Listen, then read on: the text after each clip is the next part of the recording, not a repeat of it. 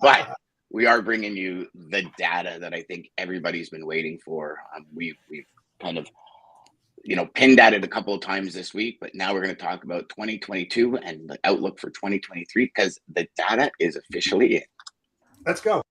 Welcome to the HPLS podcast. Live, relevant, and high performance information, conversations, and education weekly.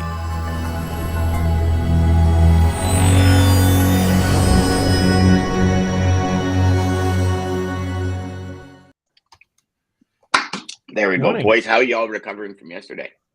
Oh, great. I didn't go to sleep until 1 o'clock last night.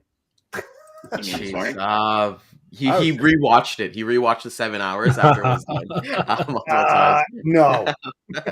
I'm exhausted, but you know what? This is what we do for everybody, just to kind of take in all the new things that are happening for next year and really focus on personal development. So adrenaline will get you through. How are you doing, Dan? Because I know really it was a rough day for you. That's the question. It was a really rough day. I took 2 naps during the day. Like at lunchtime, I went right to bed. And then it was just, anyways, long story short, it was like 27 units of morphine I had to take in order to get through the day because I'm in pain all the time. So it's, but it was just to keep my voice. And then I went to bed after, fell asleep I think I jumped off at like 4:30 when India came on. I jumped off because I was like, my voice was toast. I slept until 6:30 or 7 o'clock, woke up, and then I was back in bed sleeping by 10. I tried the same. I took a nap right after, and then I was in bed like wide awake. And then my wife was like, okay, stop moving around, watch some TV or something. So I watched like 4 episodes of The Office, and then I knocked out eventually. So whenever in doubt, watch The Office. And even for Dean, it was a long day too, because like he did a show in the morning, which was amazing with Ken and everything like that. And then he came and hung out with us. So I'm just so grateful for that and grateful for today's episode. Yeah. Yes, definitely. Definitely. And sorry, Dean, we didn't get a full half hour in with you yesterday. I know we were diving into some pretty cool stuff. That was fascinating. We got a full hour listening. today. Yeah. Morning, Lisa. So the Lisa? big question, brother. The data's in for 2022. What's the overall, like, is it as bad as everyone is claiming? Well, certain places are claiming it is, or what's the status here? On the import side? It's fascinating. Remember how we talked about the overall trend of imports being above 2 million TEU per month for a long period of time. Yeah. And I'll just repeat the quote from Jeff Lynch at Georgia Ports. He said, whenever our supply chain gets over 2 million TEU per month, the supply chain gets into trouble. So we passed 2 million containers, 20-foot equivalents coming in August of 2020. Depending on which data set you look at, we're going back through the 2 million mark in November for the first time since August 2020. And when you look at the charts, it's just extraordinary. You can sort of visually see this. We're up to 2.6 million. I think the peak was in May this year. The peak imports was May this year. So if you think about all of the retail inventories that have bloated all of our warehouses, that peak really came into the country on the retail import side back in the middle of the year. That's why we're seeing such a non-existent peak season. So it's interesting that you hear rumblings of the supply chain coming back to normal. Things are easing. Things are getting better. Demand is sort of cooling off a little bit. And it's interesting as we cross back under the 2 million mark. I don't think it's a coincidence that that's happening. It's given. Did you want me to show one of these charts, Dean? Yeah, the long-term one, if you've got it, that shows the other one that I sent you with the line chart that shows the longer term. Probably the different one. So then just the next one. Dan loves charts, by the way. He's a chart master. Yeah. The chart master. Yeah. Chart master 9000, I call myself. Hey, don't push it, man. Come on, you only have about 7. You only have to 7. Yes. So if you can get the line chart up, it shows you really what we're talking about here. Even in 2019, I could do it. Yeah, I could there do we it go. for you, my friend. There we go. So you can see, July, August, we bump above 2 million TEU, and then of course we have this whole supply chain crisis that's starting to ease. Volumes started to fall away in August. I think volumes are down about 26, maybe 27% since August this year. So the volumes are falling right off. And remember, volumes do decline in December anyway, but not at the rate that they're declining this November. When you look at previous years, it's nowhere near that. As you can see, back in 2019, we had a bit of a peak season in April, which again is normal, and then we had a peak season, more of a peak season in June, July. Jeff, was it, guys? Was this right? Was 20 January 20 the Trump administration 10% tariff on imports? I think so. I think it was. If that was the case, 2019 was because of the pull forward of inventory to avoid the 2020 tax on goods made in China. Yes. I think that was the timing. Yes. Right. So again, the global port tracker forecast is that the green dotted line on the right has us dropping down a little bit in December. January's a little bit up, and then we see this precipitous drop off as we always do in February, March. If you look at 2020, that was the last time we saw the Chinese New Year quiet season, where factories shut down for 3 weeks. COVID, though, wasn't it? For the shutdown. Yeah, but if you look at March, 2020. Yeah, if you look at March 11. Yes. Yeah, March 11 was when the WHO declared a global pandemic, but the volumes are already coming down during Chinese New Year in 2020 as they would normally do. So here's the story. Here's the story the way that I see it. All right. Because of the pandemic and the disruptions that all the shippers saw, they did not want to wait for the normal peak season. So they started ordering fast, taking into consideration the delays at the ports and how long it took their products to get to their facilities for distribution. So they got ahead of the curve and they started ordering a lot. I mean, you can just see this. It's just amazing how fast. And of course, you have all these warehouses that were at full maximum at 99.2%, or might be even higher than that when it was really bad. And now you have all this excess inventory that is just sitting there that they need to push out in order to make space for new products coming in. I mean, it's evident here. You can see that. It's plain as day. Yep. The other thing that's, and you can show some of the other charts if you like, Dan, the overall one. I looked at the top 8 ports.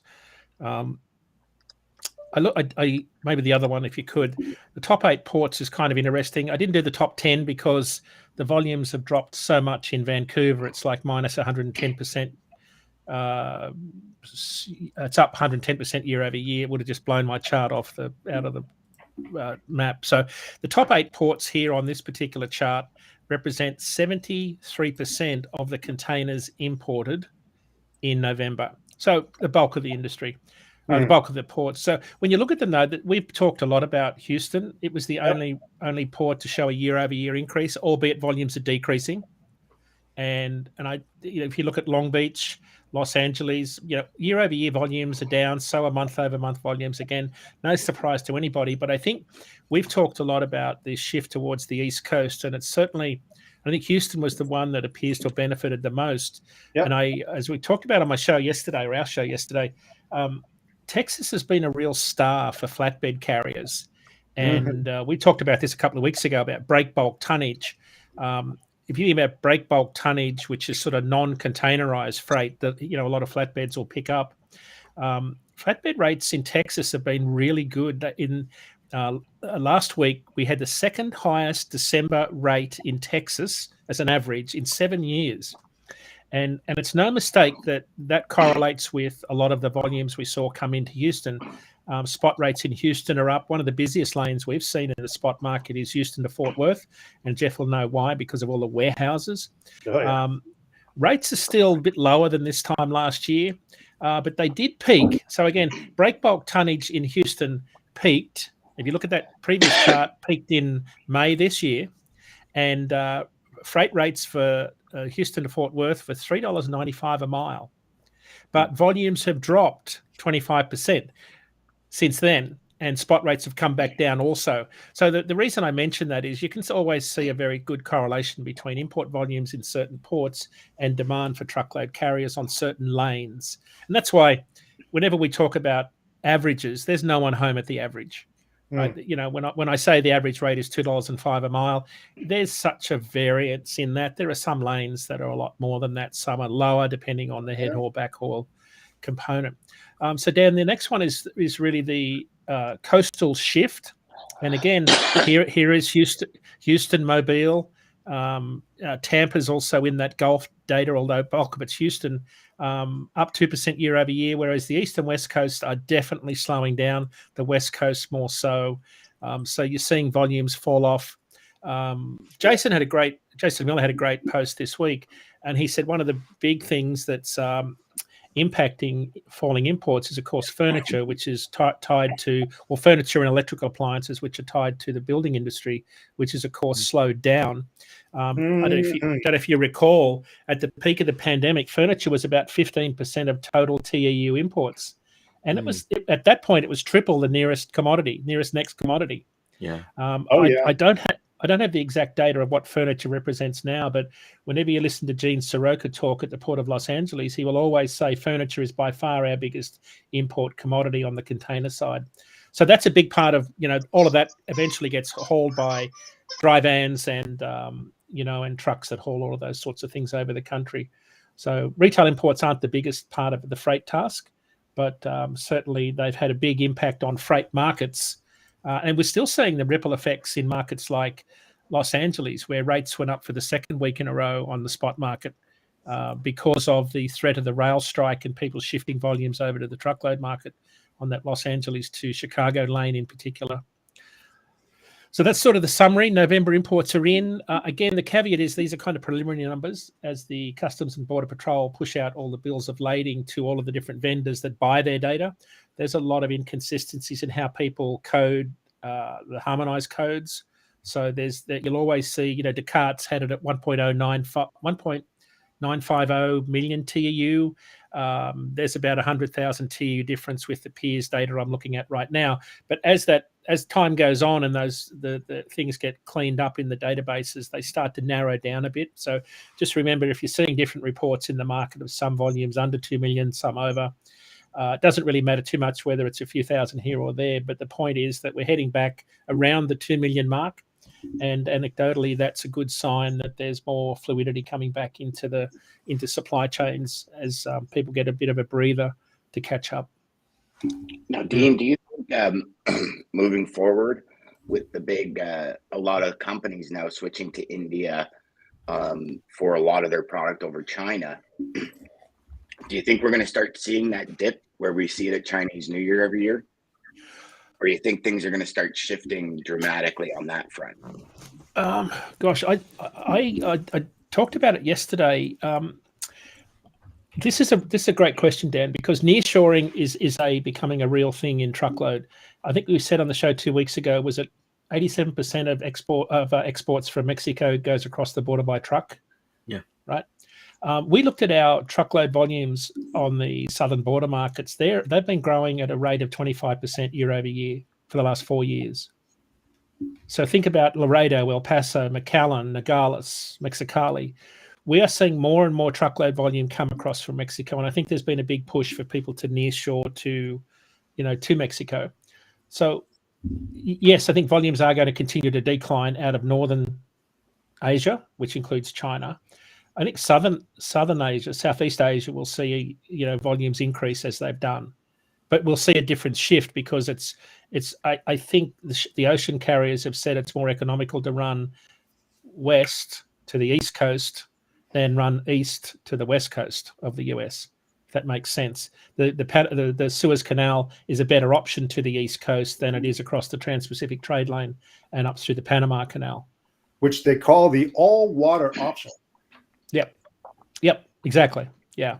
So that's why I think I wrote a piece yesterday about, and I'll just give you a second to pull this up, but it was a really interesting data point I thought around the market in Charleston. I don't know if you remember last year we talked about Charleston had put in a new they put in a new dock. I think it was about 1,000 foot. It was called the Leatherman Terminal, and it was in March of 2021 they opened this terminal. It was 1,400 feet. Well, they just announced a little while ago that they were increasing the depth of the harbour to 52 feet. So 52 feet's a big. They've been dredging the harbour all this year. They've spent a lot of money. Charleston's not a big truckload market by any stretch of the imagination, but when you dredge your harbour to 52 feet, you allow the Ever Given type ships to come in and dump thousands and thousands of containers. Suddenly, yeah. So we went back and looked at all of our load posts on that particular market. I'm just trying to pull this up here. I'll have to find it, but they have grown.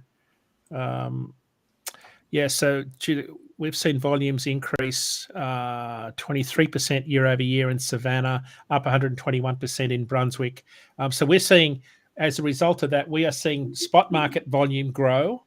And this is, again, if you've been following our show here, that's something we've been saying for the best part of a year, Dan, where as the coastal shift continues, you'll see volumes pop up in markets you would not normally have thought to position your assets.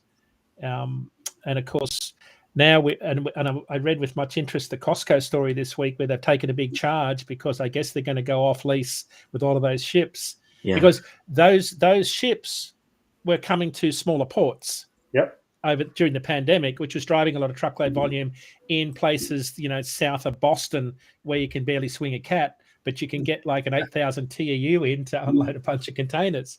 And that's why I was seeing a lot of reefer volume in particular come into really obscure places that you wouldn't have thought to run truckload volume out of. But of course, they're not standard origin destination pairings in the contract market. They'll go to the broker market for spot market moves. So all of that seems to be easing away, but the one thing that's sticking is some of this volume will stick on the East Coast because of the infrastructure they've been able to build. Yes, sir.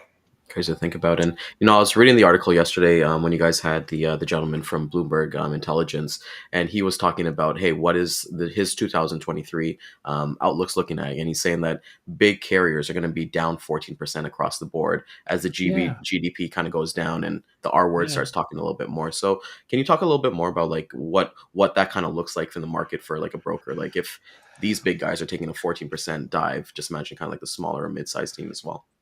Yeah, so I guess, Ryan, they're coming off what's going to look like 4 quarters of pretty stellar profits and profit margins and income levels. I think this quarter they'll take a little bit of a beating for sure. So I think what that means is they've got a pretty good runway heading into the quiet season next year. They're going to try and get a lot more trucks out of factories, increase their trade cycles, jettison some of those older aged equipments onto the market. They see they've got a very positive outlook to demand in the second half of this year when all of these trucks and trailers will come out of the factories. They've got a 9-month backlog right now. So I think the contract carriers are pretty well positioned based on some of the rate negotiations we've been seeing. Rates are down. There's no question rates are down, but nowhere near 2019 levels, which I think to answer your question, I think as accurate as I can, rates are going to come down. Contract rates are decreasing, but they're not going to decrease as what you would normally expect them to decrease for the simple reason that it's costing them, I'm going to say 25 cents a mile more to run a truck this year than it did this time last year. So there's the new floor price in where rates can drop to. Where did that floor price come from? 25 cents a mile. So we've had 3 years of pretty steep driver pay increases to attract drivers during the pandemic. We've had diesel go up substantially. We've had 6 months of plus $5 a gallon. So diesel is the biggest reason why operating costs have increased in the last since February when Russia invaded the Ukraine. So it's mostly diesel, Dan, mostly diesel. The EA forecast has diesel down closer to $4 by the middle of next year. It's at $4.75 national average this week. So it's down 21 cents in the last week. That's pulled my operating costs down from that truck that we talk about all the time, that long haul over the road truck, owner operated truck, to $1.98 per mile. It wasn't so long ago, it was $2.14. So it's down to $1.98 now. A big part of that is fuel dropping. That's the biggest component because I can't claw back my driver wages increases. I'm still finding it hard to find mechanics to work on my truck. I'm still paying high prices for tires. So there's, even though things are cooling, it's a bit like retail prices for diesel are coming down at a much slower rate than wholesale prices. So, retail prices are taking a while. And they're coming down a lot slower than they went up. That's for sure. So, yeah, that's why it costs more. So I think this time around, I heard from contract carriers that they were adamant that they can't drop their rates too much. I mean, they've clearly been dropping their contract rates in the order of 12 to 15% compared to previous contracts when we look at our contract network. But they can't drop them too far. Otherwise, you get down to a situation where it's not sustainable. And that's why I think they've had to hold their ground. That's why shippers have said... Well, you would think even at 12, 15%, if they drop 12, 15%, fuel's up higher, they can't claw back driver wages. That's a big hit. Well, that's why there's a new floor price. Yeah, that's why there's a new floor price and what it costs to run equipment. And, Damon's got a great point. Wages are up, diesel's up, trucks and trailers have gone up, real estate, employee wages, everything has gone up. So, yeah, I mean, it's a great point. It just costs a lot more to operate a truck. And I've seen some pretty aggressive discussions between contract carriers and shippers. The thing that, and again, this is sort of not representative of every single shipper discussion, but when we look at our network, shippers were saying, yeah, we understand. We remember what happened last year where we couldn't find trucks and how much it hurt our budgets.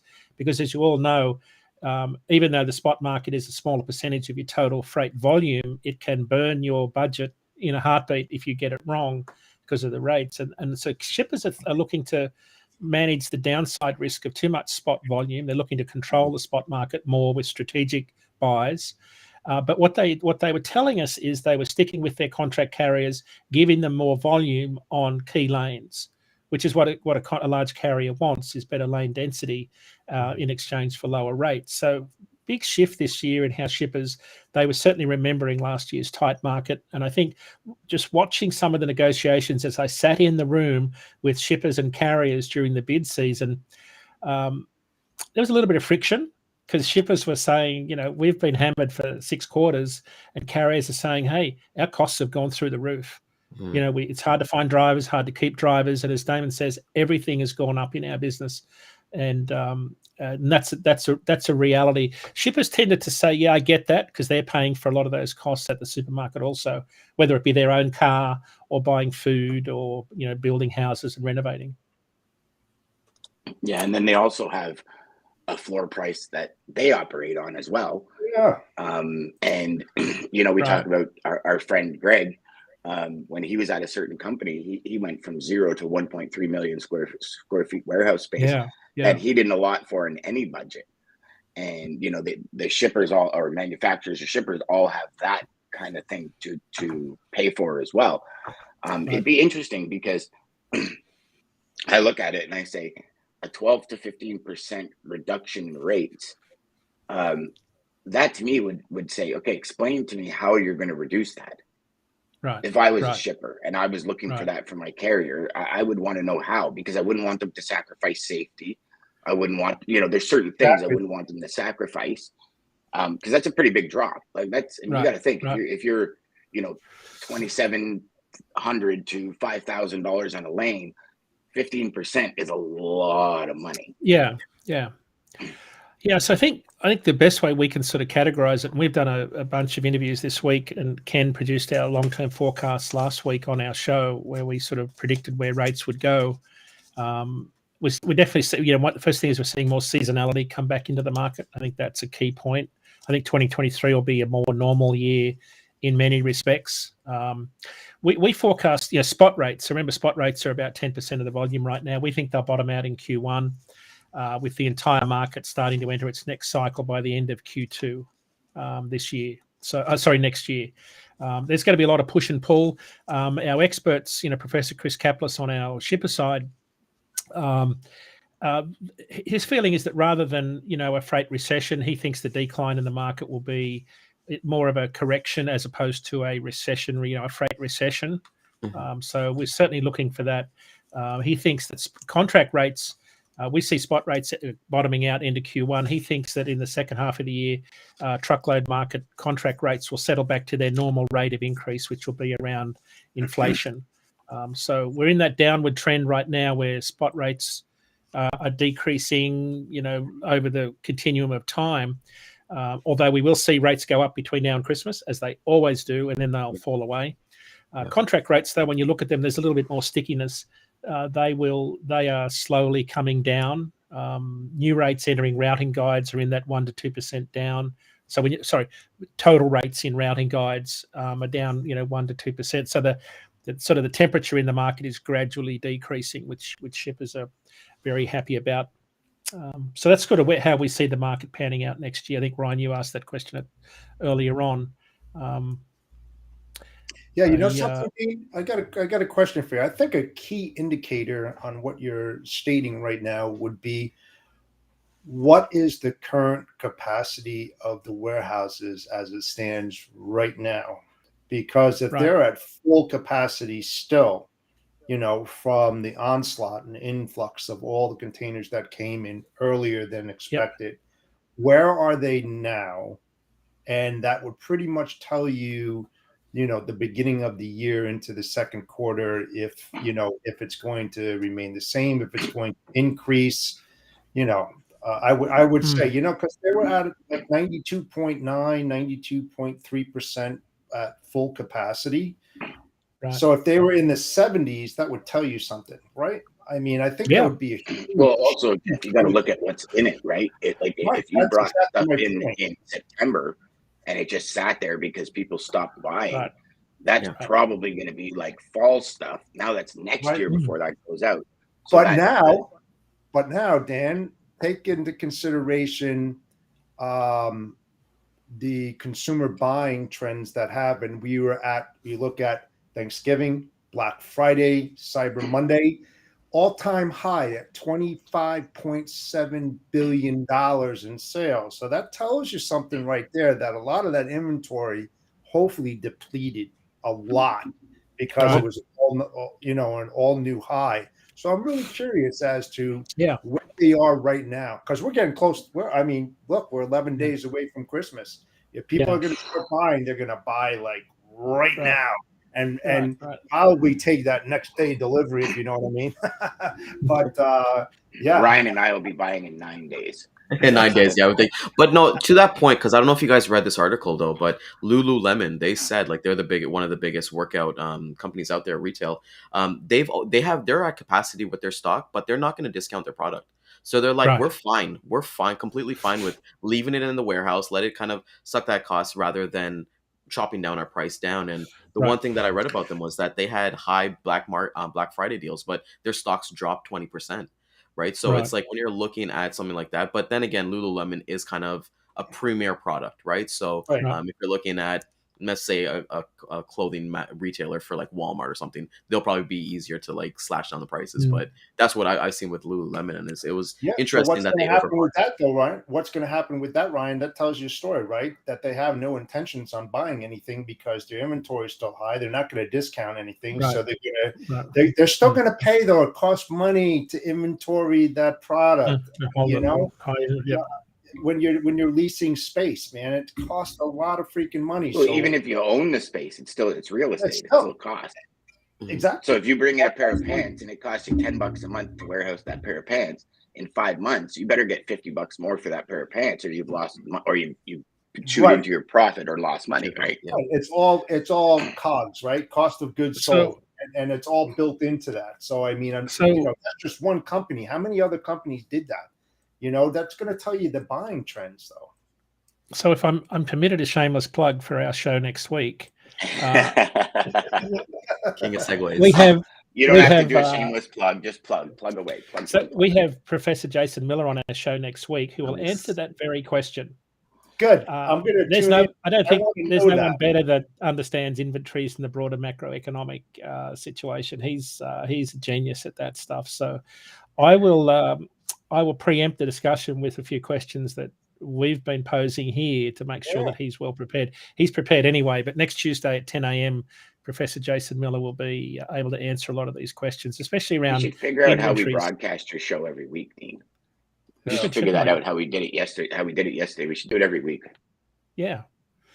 So can I just tail of the tape? That will be the tail of the tape for sure. That's going to tell everybody a lot. Yeah. So I think for those in the broking side, the non-asset side that are buying capacity, one of the things we've been saying to carriers is that 2023 is going to really depend on what you haul, right? So if you if you've got an exposure to single family homes, for example, which are very freight intensive on flatbeds, it's going to be a tough 2023. Right, it'll be a tough winter. If you've got a big exposure to retail freight out of Los Angeles, things are not going to be so crash hot there. If you've got exposure to farm machinery, March is going to be busy. Right, so I think it really depends on. Of course, we've got the infrastructure bill. You've got a lot of gravel, sand, concrete, steel. Building. There should be a lot of building activity next year. So I think it really depends on what your customer makes and what you haul and ship that's going to determine what 2023 looks like, because I don't think you can say it's not like the analogy of the rising tide lifts all boats. We're still going to see a lot of variability in the market. It'll be up for some and down for others, which is exactly how we started the pandemic. Remember, we talked about some commodities are up, some are down. I think that's what next year is going to shape up like, because this bullwhip effect from this year is still, that sort of tail whip effect is still going to permeate through the markets in the first half of next year, certainly. Yeah, how's the auto industry? A lot of chaos for shippers with their FMD, forecast monthly demands, when they're trying to project what's going to go out on a monthly basis. And they start moving their inventory, fast movers, slow movers, getting to the front of the warehouse so they can do easy pick, easy load kind of deal. So that's going to create a lot of chaos. I can see that on the operational side. Right. What's happening in the auto industry, Dean? This is probably the one subject I know absolutely nothing about. I'm a shameless truck guy. I don't know anything about cars. Because there was a whole bunch of talk of it in the media months ago, and now it just kind of fell off the rails. Yeah, I don't know if back to normal, or because I'm still hearing people that can't get vehicles, can't get parts for vehicles, can't get anything. So the only thing that I read, Dan, was that there's a lot of talk and chatter on nearshoring, trying to get those semiconductors and those chips and everything closer, to us, so that they can feed those lines. Because when those lines go down, man, it costs them thousands and thousands of dollars per minute. I mean, that's not a myth; it's a fact. When you have all those UAW guys that are standing around twiddling their thumbs, man, not good at all. And the bottom line is, that's why we pay so damn much money for the cars that we buy. It's all part of it. So Dan, remember, and I'm sorry I can't answer the question. I should have been better prepared. I would have thought you would have been prepared, but my head's buried in truck world all day. Yeah, I've got diesel in my veins. It's hard to get out of it. But, so one of the things we talked about is, I just pulled up the data on that Laredo to Toronto lane. Remember we talked about Auto Alley? And the data point that I found was fascinating when we looked at I think there was 60 auto manufacturers in Ontario, Ottawa area. The ratio of warehouses in Mexico was 2-1. So they're double the warehouse locations pulling parts from. And so that sort of supported why we've always thought about Laredo to Toronto or Ottawa as kind of that auto alley up through the Midwest. So remember when we got to the cross-border, the cross-border mandate protests in February? Yes.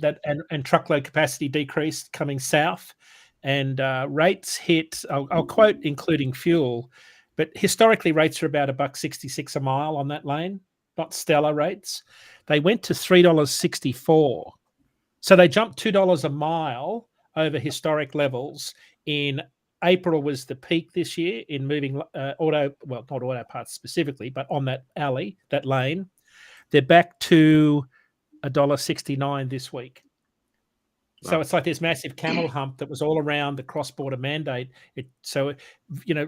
the market has returned to normal, is how I would say on that lane. That doesn't answer your question about what's the auto market doing, but I thought that was interesting that market has stabilized on the spot market side.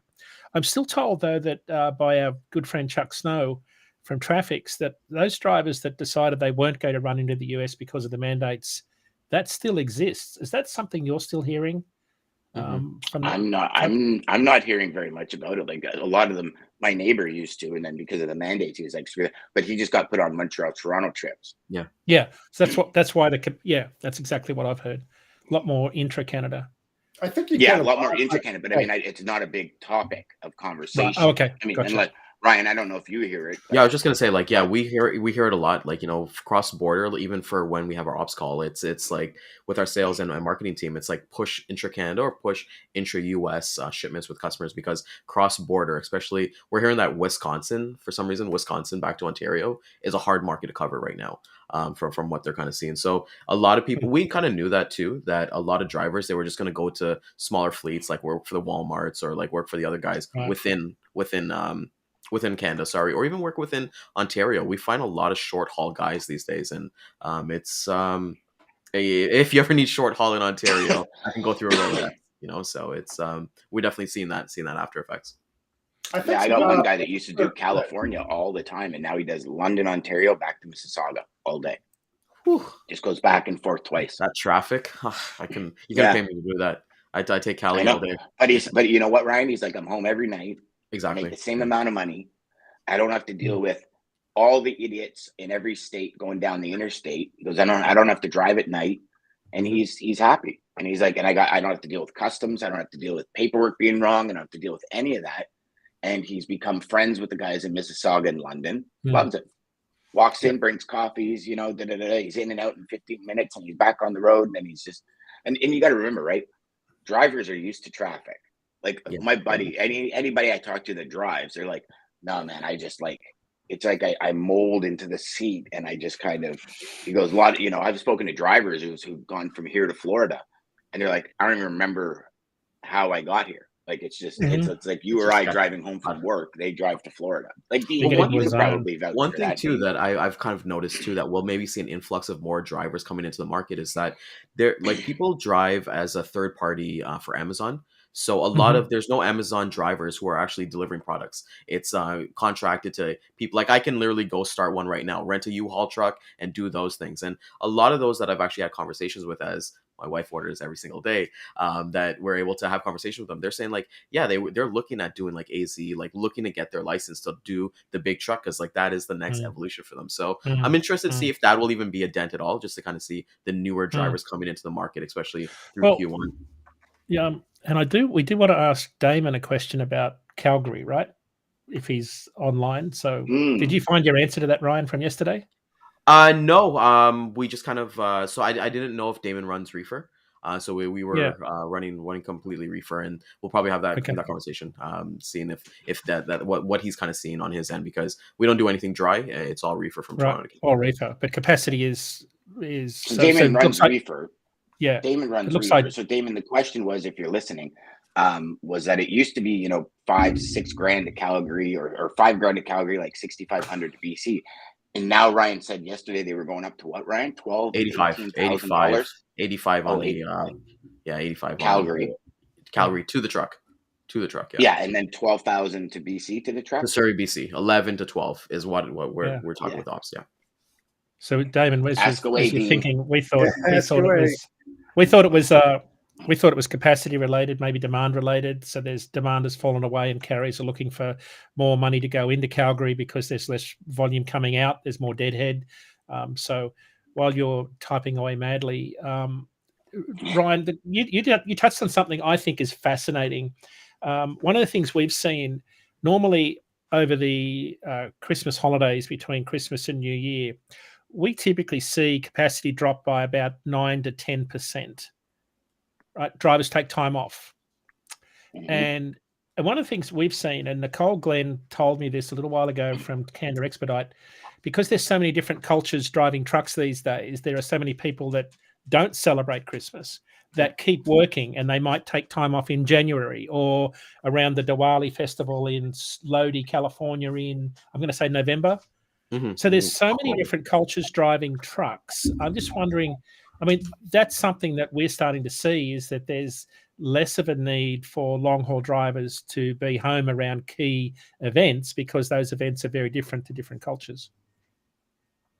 Yeah, it's crazy because, like, just to add to that, like, Chinese New Year is one that affects my personal business. Is that we do lobsters from Nova Scotia to Toronto, and they get shipped to China.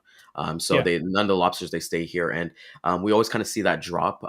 But with our carriers, they always kind of give us the heads up, and we always have the conversation with them. But we'll see that because we're running like close to about 10 loads a week, moving that and going into China, and then we'll see that.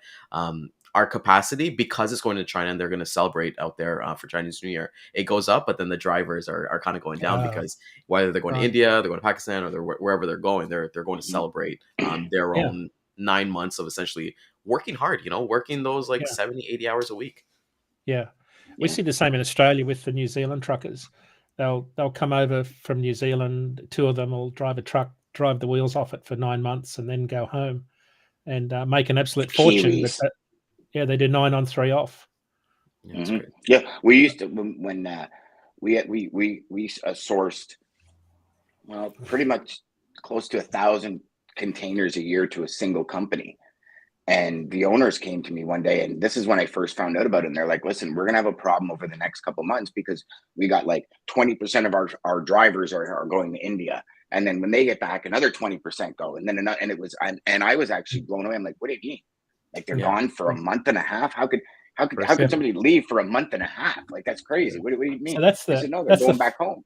That's the follow-up question for Daman that we theorized about yesterday, was because we are within 2 weeks of Christmas holidays, is it that carriers are, there's less capacity available? Carriers trying to keep their trucks closer to home around Calgary, Edmonton, because of the holiday break, and therefore capacity is tightening on those lanes. There's fewer carriers wanting to load out of Ontario, out of the Edmonton, Calgary market, because they would go too far away from home and not be home for the break. That was one of the Possibly things we thought about stuck yesterday. in Toronto or something.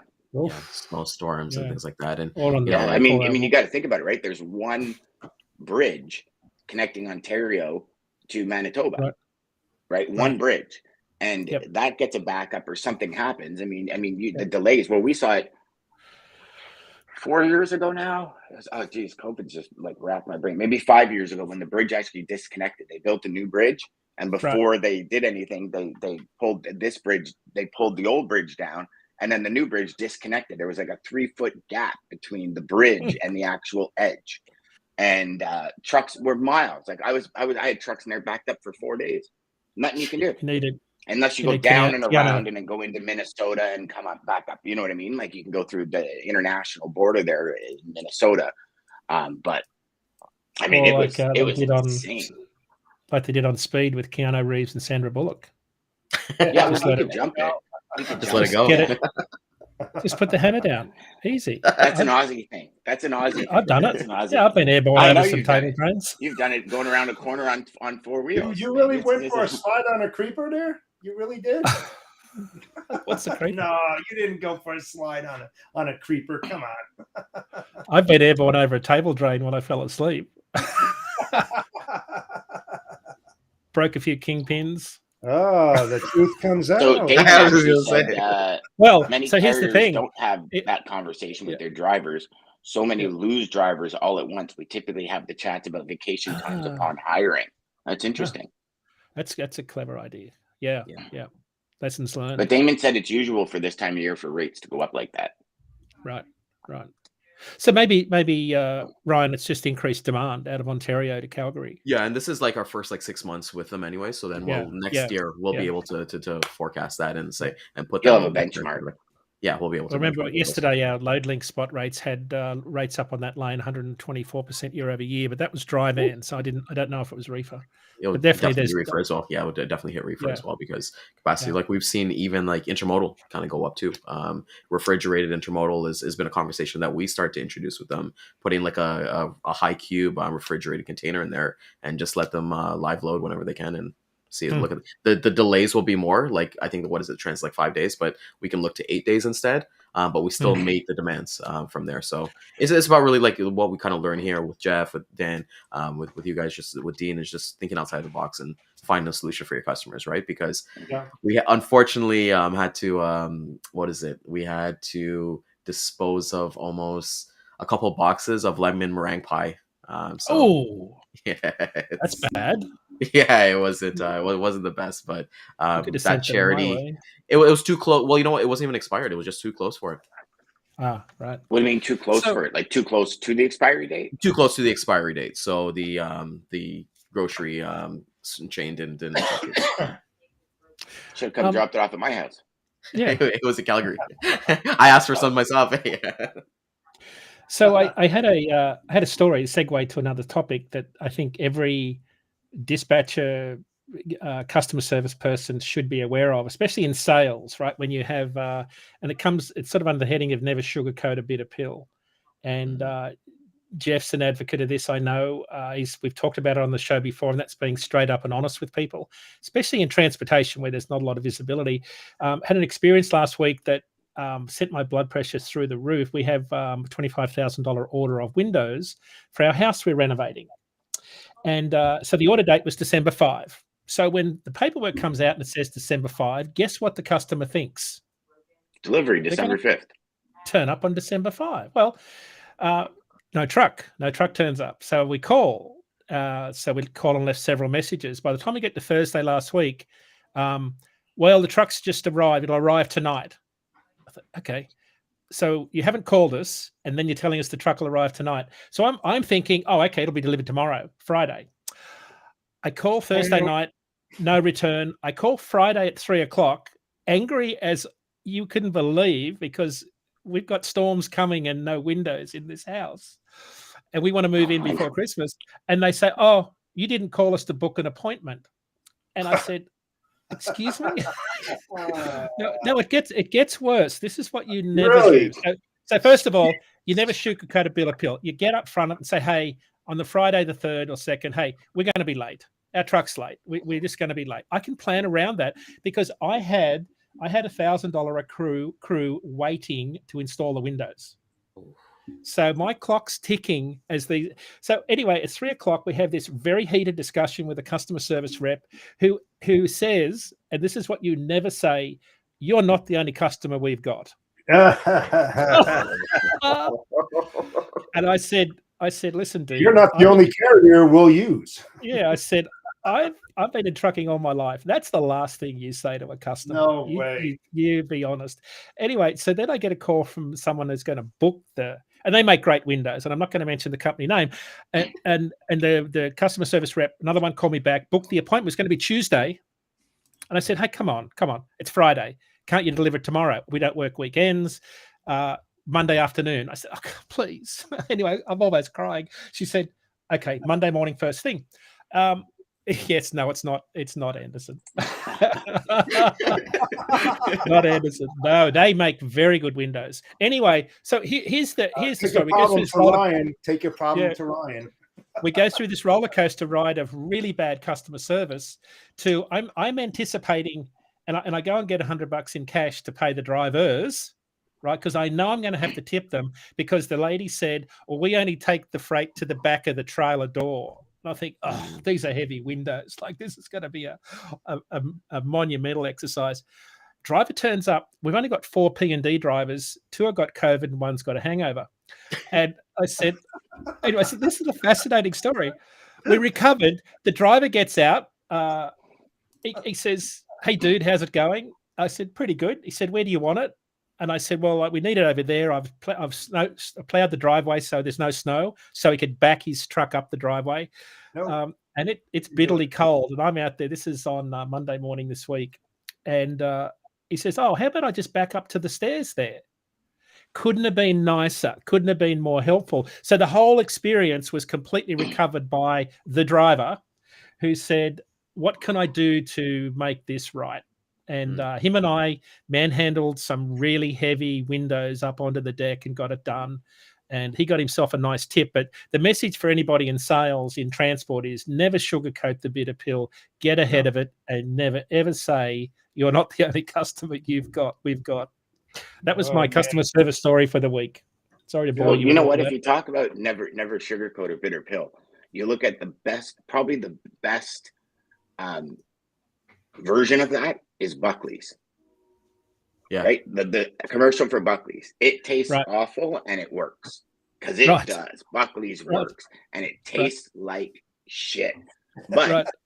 you know that going into it. And it's like, okay, Right. so you have Yeah. 1 second. I mean, it's not that Yeah. I know what shit tastes like, but you guys know what I mean.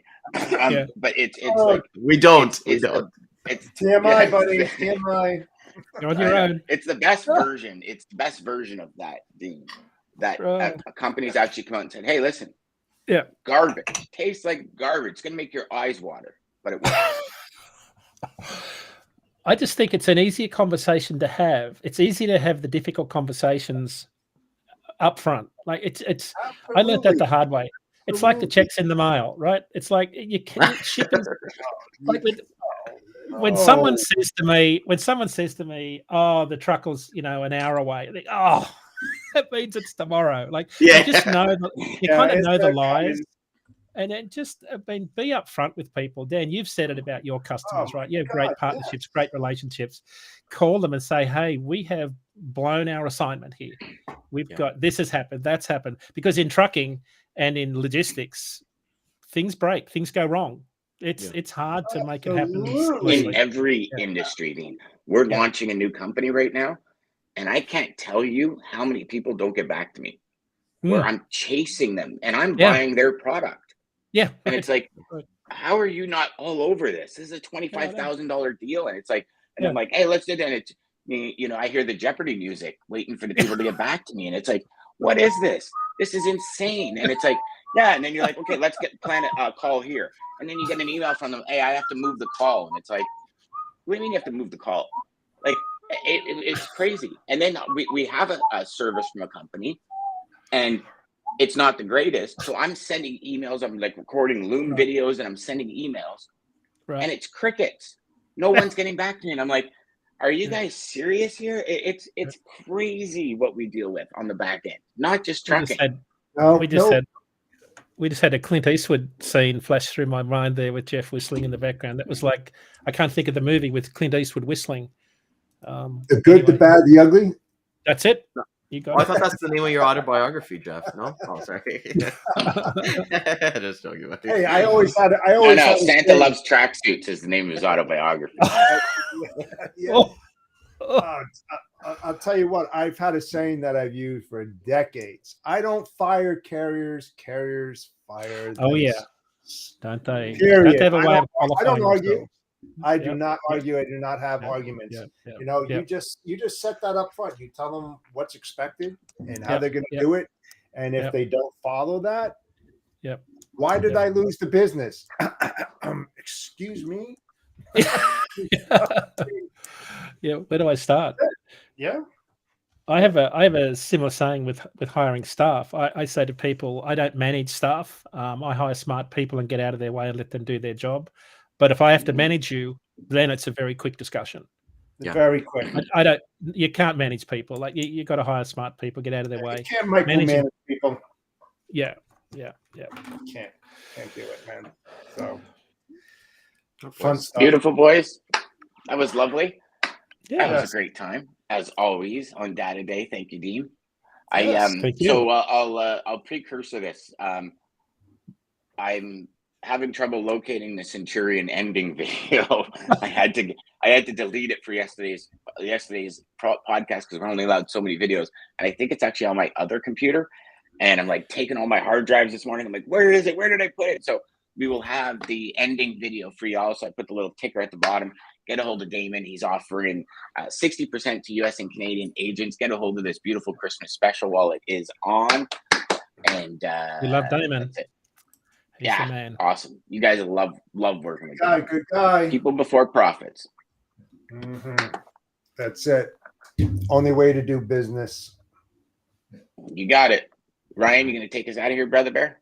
Yeah, I thought we were going to take it out of here. But I want to thank everybody for coming out this morning. Yesterday, we had a jam-packed full, 7.5 hours we went live for. And it was amazing to see all the contributors. And we're just going to keep that going, keep that momentum going as we're kind of going into the new year and so on. So thank you, Dean, for coming out this morning, sharing amazing knowledge for your 2022 review and then 2023 reflection on what we're going to be looking at to come up. So Hit the replay again, 3 p.m. Instagram, sorry, not Instagram, Twitter, Facebook, LinkedIn, and Facebook as well. And am I missing one? LinkedIn.